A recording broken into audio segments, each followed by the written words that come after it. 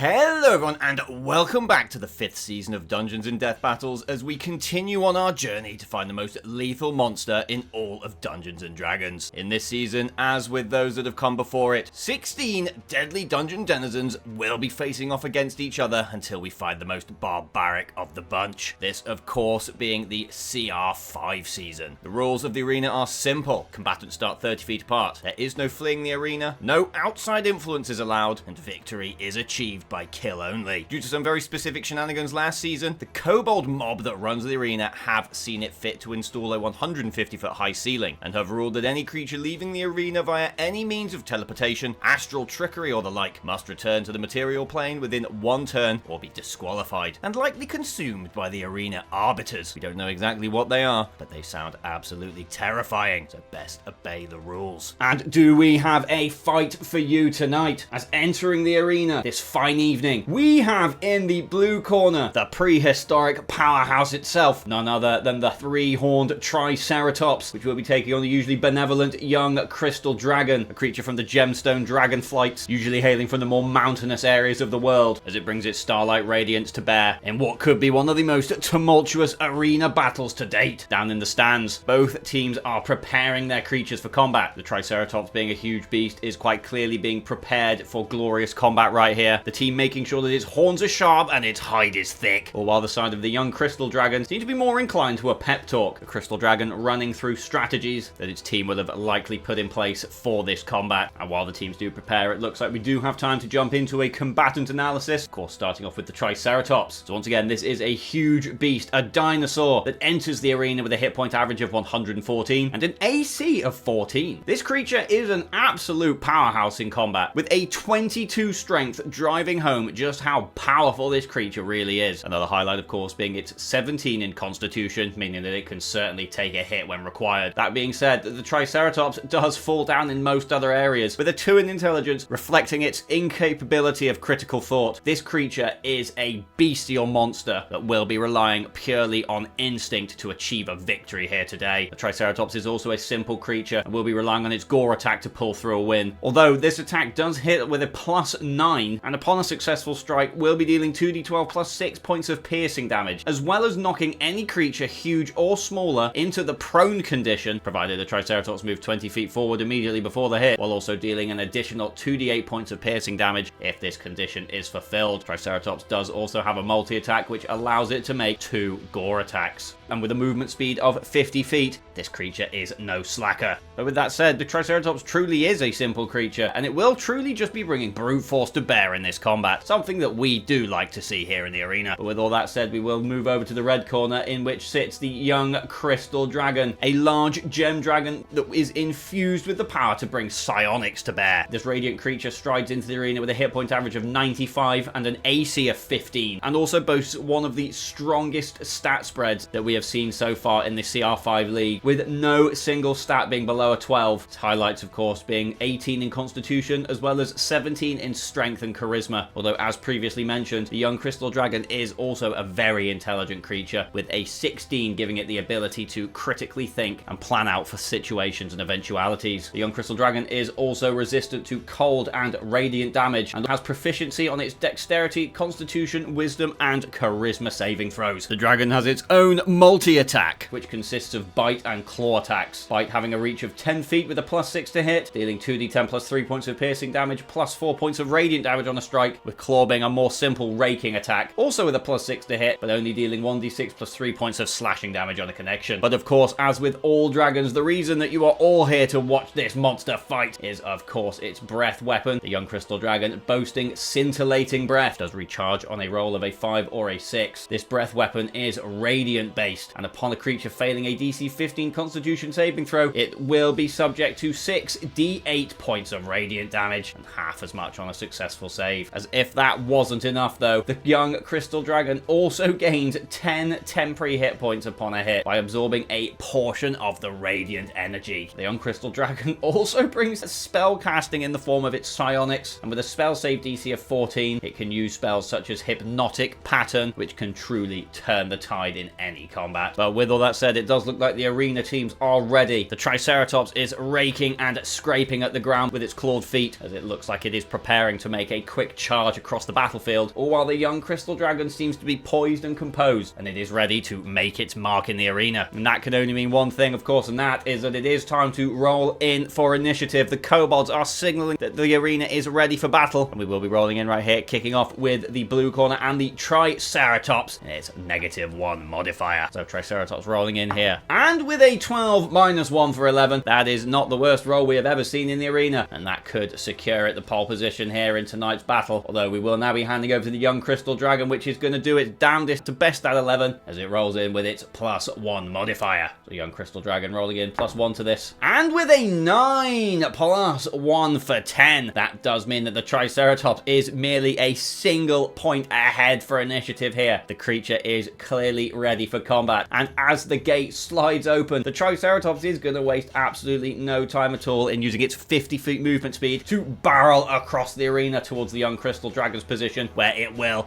kick things off here tonight with a gore attack. So Triceratops rolling in with a +9 to this, the single largest attack modifier we've seen in the arena thus far. It looks the best of young crystal dragon's AC of 15, so rolling in +9 to this. And with an 11 +9 for 20, that is going to be a successful strike there from the Triceratops, which has brought the gore attack to the young crystal dragon, its horns jabbing towards the dragon's hide as it does indeed make contact. And now that does mean that the young crystal dragon will be subject to 2d12 +6 points of piercing damage. And as the Triceratops did indeed move 20 feet in a straight line, but immediately before the hit, the dragon will also be taking an additional 2d8 points of piercing damage and will be subject to the prone condition for any subsequent attacks. And so we will roll all of this in at once. So 2d12 and 2d8 +6 points of damage. Rolling in. This could be a big hit here from the Triceratops. And that is a decent hit indeed right there. With a 2 and an 8 for 10 and a 3 and a 7 also for 10, adding up to 20 points of damage. Of course, plus that additional 6-point modifier, making for 26 points of damage there from that first attack. A big hit, which will be dropping the young crystal dragon from 95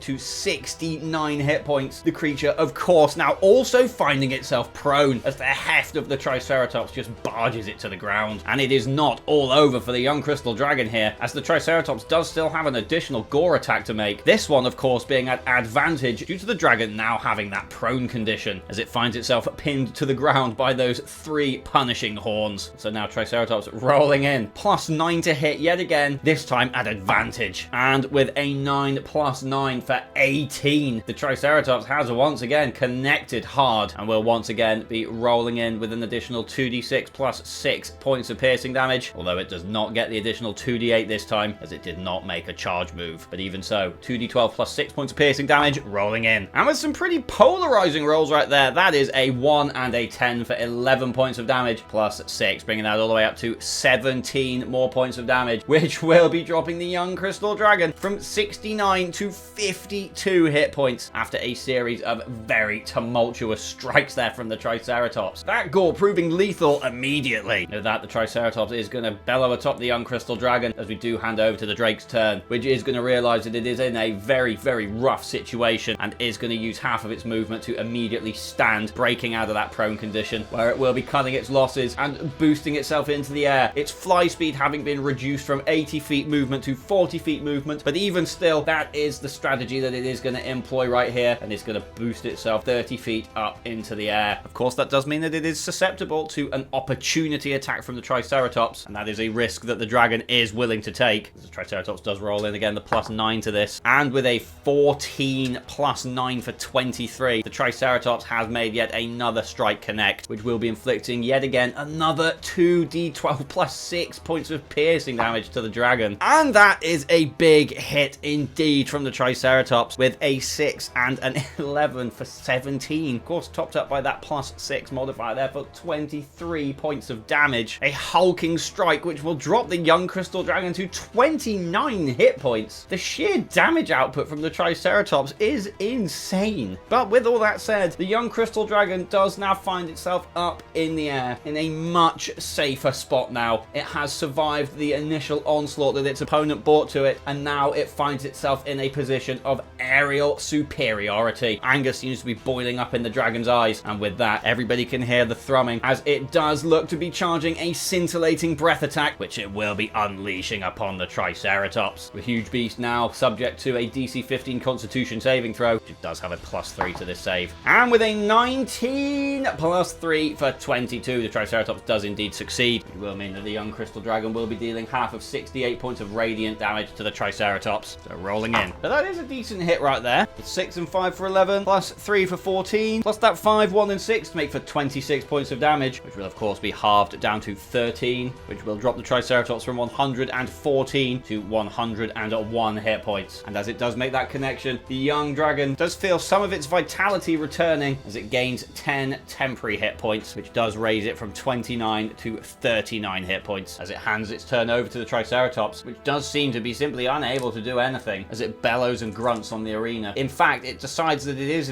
going to take out its anger on the gate from whence it came as the Triceratops spins around and runs back towards the direction of the arena walls, where it will be looking to make an impact against the gate, which it will be making that gore attack. And a 13 +9 for 22 does hit as it gets to once again roll in a bulk load of damage. 2d12 +6 plus 2d8 points of piercing damage against the gate, with a 3 and a 7 for 10, plus those 2 4s for 8, totaling for 18, plus 6 there for 24 points of damage. Although as it is a steel structure, that will be halved due to the gate having resistance to piercing damage, as the Triceratops is not quite able to bust its way through the door this time, although its second gore attack may be able to make some more headway. But with a relatively high AC, that second strike is just going to bounce away from the metal as the gate does hold the Triceratops in place. And with all that said, we do hand back over to the young crystal dragon, which will be rolling in to see if it can recharge that breath weapon. A 5 or a 6 required on this. And there we have it, a 6. The young crystal dragon is determined here and has recharged that scintillating breath, which it will once again be raining down upon the Triceratops. The panicked creature unable to do much other than just take the damage on the chin. And so now once again it will be rolling in a Constitution saving throw to avoid the 68 points of radiant damage. And with a 9, 3 is only going to top that up to 12, which does mean that the Triceratops has failed right here as that scintillating breath makes a full connection. And now we'll be dealing that full 68 points of radiant damage.